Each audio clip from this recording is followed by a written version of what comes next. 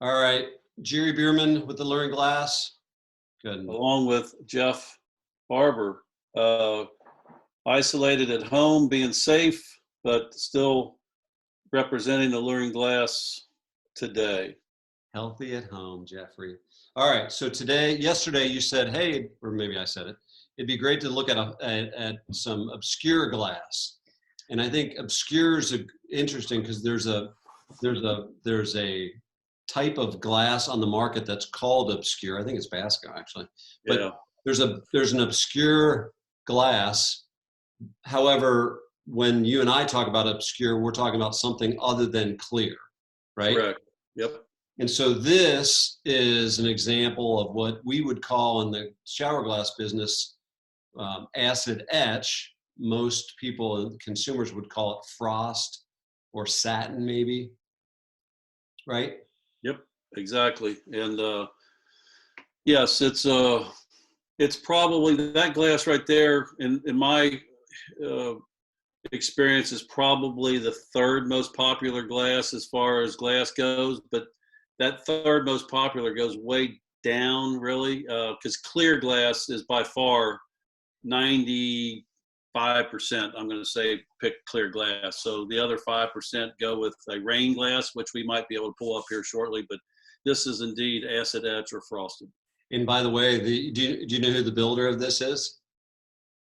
Uh, I do not, but I think I remember that, but I don't remember who it is. H. Glasgow, our buddy Andrew. Oh, Yeah. there you go. So you said as Glasgow. I don't know if we'll watch this. Uh, Yeah, they did this was really, I don't know if the picture does it justice. This was a really nice space. Do you remember templating this? yeah, and it's a huge piece of glass there on the right. But it's interesting because if you look at it, in the picture probably isn't 100% focused, but that's neither here or there. It's not. You can't see the reveal between the door and the panel, but there is about an 1/8 inch to 3/16 gap there, obviously for the door to swing separate from that panel. Mm-hmm. But yeah, and that looks to me like that's probably at least 80 inches tall. It might even be 84, but it's tall and yeah, and that's chrome hardware. Looks like they went with what is called a traditional handle. Again, you can't tell the details, but it's not the traditional C-pull.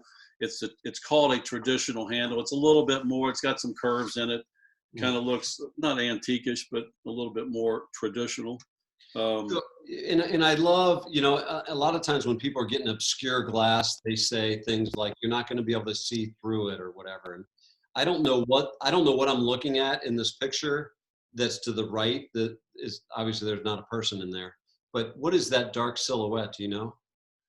That I don't know for sure, but it might have just been something because typically these pictures are taken right after the install. So there still might have been something in the shower, could have been a ladder, and it could have been something left there by the homeowner or the contractor when we come out to install the shower. But yeah, that is interesting.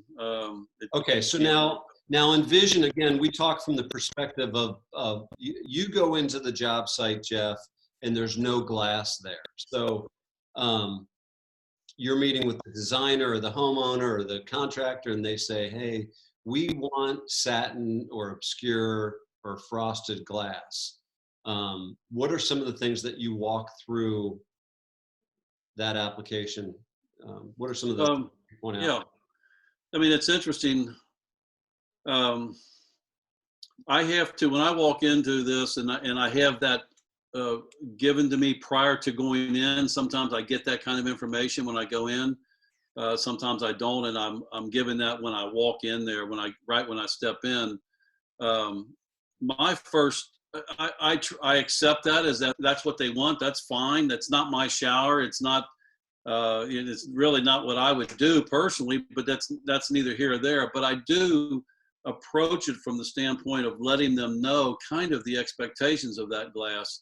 And I do that in comparison to clear glass because, like I said earlier, 95% of what we install is clear. At least. And so I start with that by saying, and I ask them why they would prefer that glass. and I don't necessarily do this, but this glass is more expensive than clear glass. That's one thing. I don't necessarily go into that because typically if they want that, they're going to get it. That's what they want. But I do remind them, if this was a pretty good sized bathroom, but in a smaller bathroom, one of the first things I tell them is that's going to make their bathroom, their room that they use regularly, it's going to make that room feel smaller because, No doubt. as you can see, that's a wall. It's not, you can't see through it. So, and again, I don't point it out in like, are you sure you want to do that? I just kind of give them the facts. So if that bathroom was really small, it would be feel even smaller because that you can't see the depth of the shower. So you feel like the wall is kind of closer to you. That's one thing that I make sure they understand. And if they're fine with that, that's good. I never ask them what they've spent on their shower. That's none of my business. But as I look at an environment, I can tell that they've spent a lot of money. And in a decorative tile or really neat tile, I will make sure that they understand that they're going to be covering that up. For sure. From the perspective of just standing in the bathroom and looking at that beautiful shower, they're not going to see a beautiful shower because that glass is going to hide it.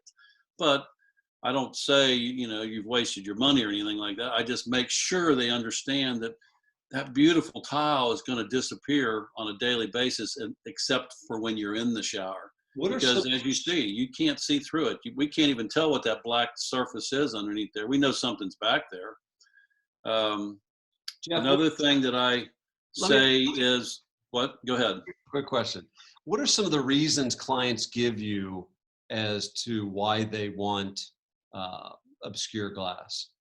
The main one is privacy. And, that's fine. And the main one's privacy. Well, I would say kind of both, but they kind of even out. One of them's privacy. They want their privacy in the shower.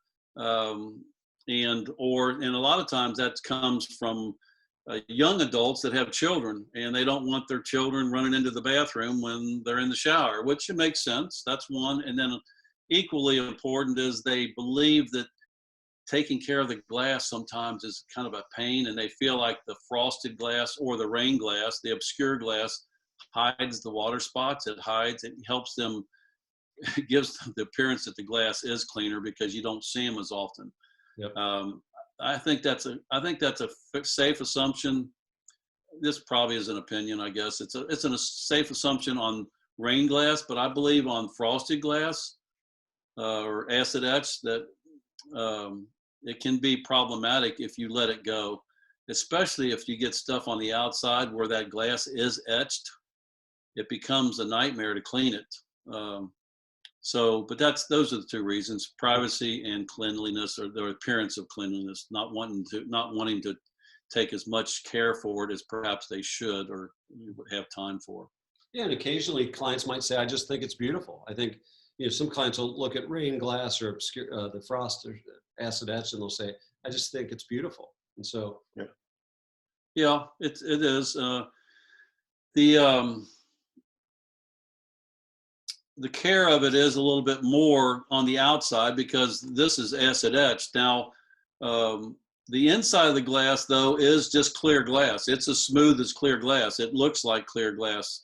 I've never had one that's been etched on both sides or frosted on both sides. I've never seen it. You could probably get it, but you wouldn't want that on the inside of a shower because you want that glass to be as slick and as smooth and as friction-free as possible so it doesn't gather the soap residue and the body oils and stuff that comes inside of a shower. So for sure, the double frost, when it's blasted on both sides or etched on both sides, it is much. We've done a few of them over the years. The obscurity is much more dense, as you can imagine. So definitely, from a privacy standpoint. Yeah, exactly. And you could see, if somebody was in that shower, you could see motion, but you can't see detail. And the only reason you can see motion is because you have light and you have darkness, or light and darkness, and it just shows up that way. But that was a neat shower space. It was, again, no judgment there. I just like when I see beautiful tile, I just like to keep it wide open and so you can see it. But it's Well, and we've also had clients, I don't think this is low iron acid etch, but we have had clients, which I've got pictures, I don't have it readily available, of the exact same glass, and in a dimmer space, that glass will pick up a much deeper green hue. So sometimes people look at the green hue in the glass and they say, wow, that's beautiful. And other people say, I didn't want mint glass. And so exactly. Yep. this acid etch in this environment looks optically, well, it's obviously it's obscure, but it looks clearer, whiter. But if you take that exact same glass and you put you know, I guess you enclose it so the light's not in there. Yep. There's more light outside the shower than inside the shower. That will look very green. So that's another caveat that we have to cover with clients is, you know, how much lighting is in that space.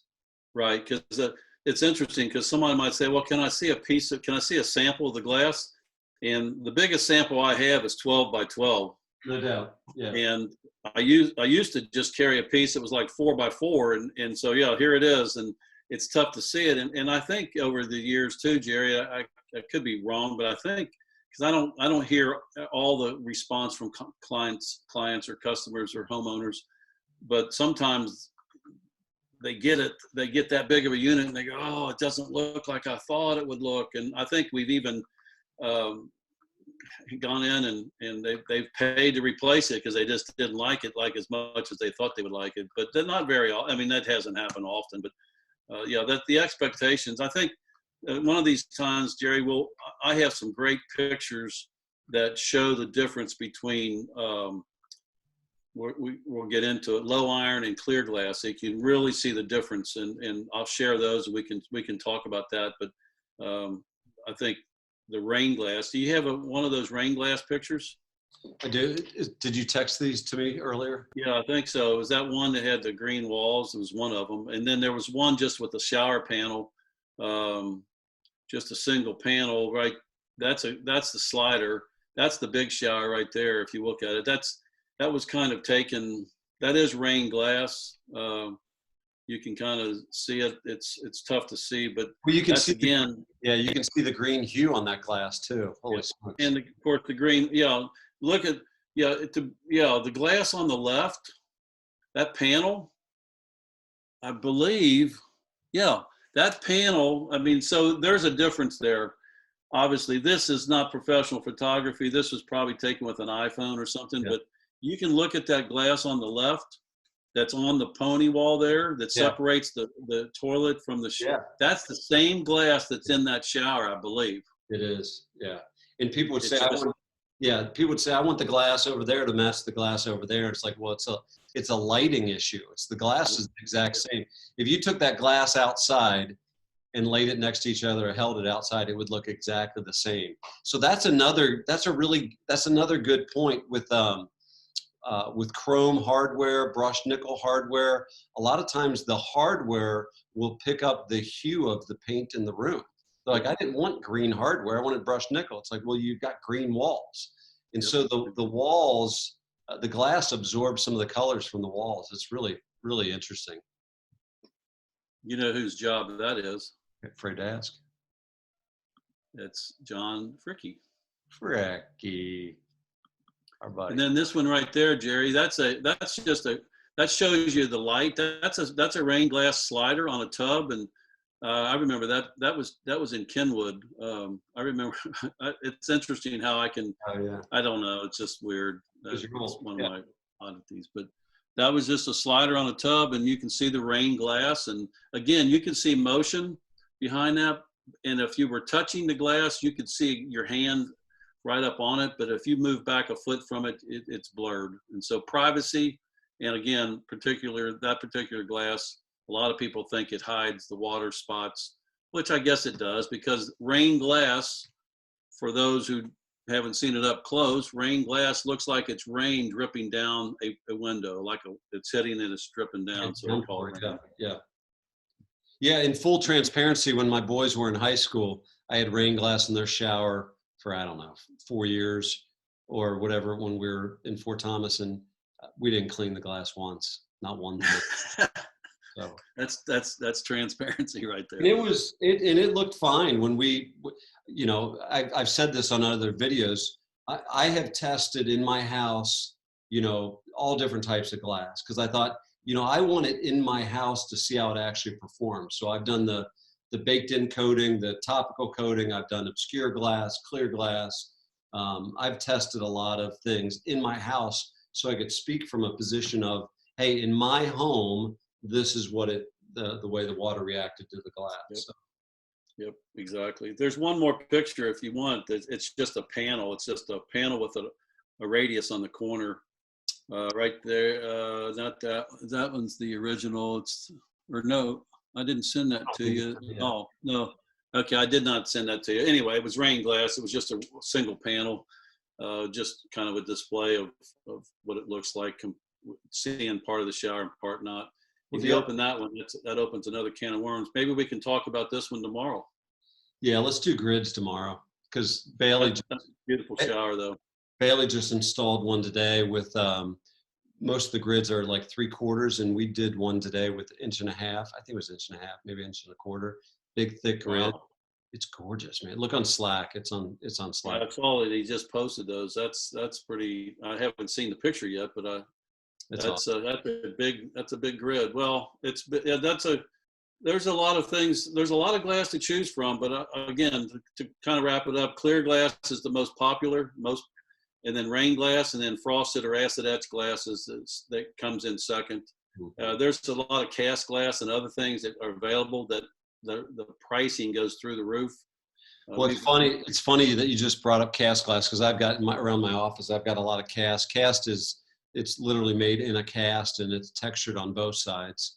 So in smaller spaces, it's not ideal from trying to keep it clean and stuff. But the other thing I joke is they usually put 3 letters in front of it that makes it really expensive, and that is art glass. Yes, art glass. It is. I mean, clear glass to decorative glass can be what, 10 times the price? Oh, unbelievable! Easy? Yeah.